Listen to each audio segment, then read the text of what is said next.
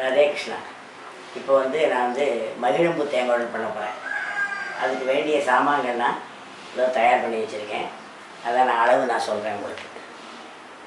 அதாவது பொரிகடலை மாவு ஒரு பங்கு, அரிசி மாவு அரைச்சது 1.5 பங்கு.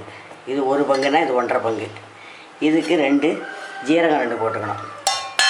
அப்புறம் கொஞ்சம் பெருங்காயம் போட்டுட்டு அதுக்கு வேண்டிய உப்பு போட்டு இது பிசையணும். இதுக்கு காரம் வேண்டாம்.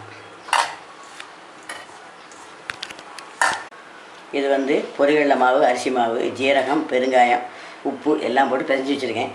இதுக்கு கொஞ்சம் சுடுற எண்ணெய் 1/2 கரண்டி விடணும். இந்த காய்ச்சின எண்ணெய் 1/2 கரண்டி விடணும். அப்போ தான் அது ரொம்ப பொறுப்பாக ரொம்ப நல்லாயிருக்கும்.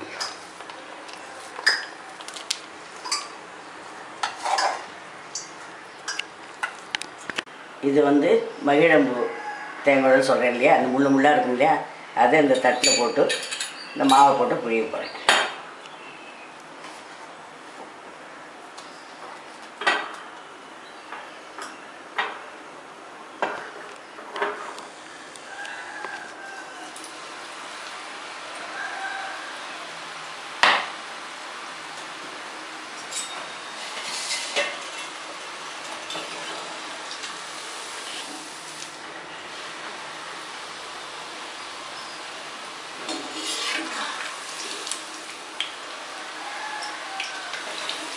இதை கொஞ்சம் வெந்த உடனே எடுத்துட்டு இன்னொன்று புரிஞ்சுட்டு அப்புறம் 2ஐயும் சேர்த்து வேகணும்.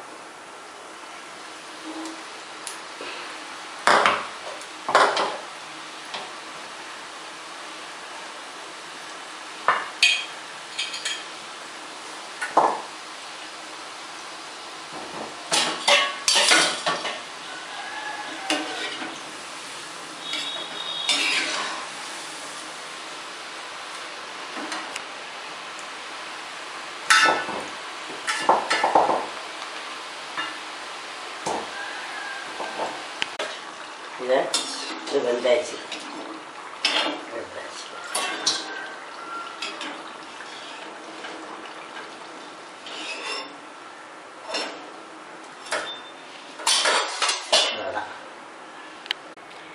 அதை இந்த கலரில் வெந்து எடுக்கணும்.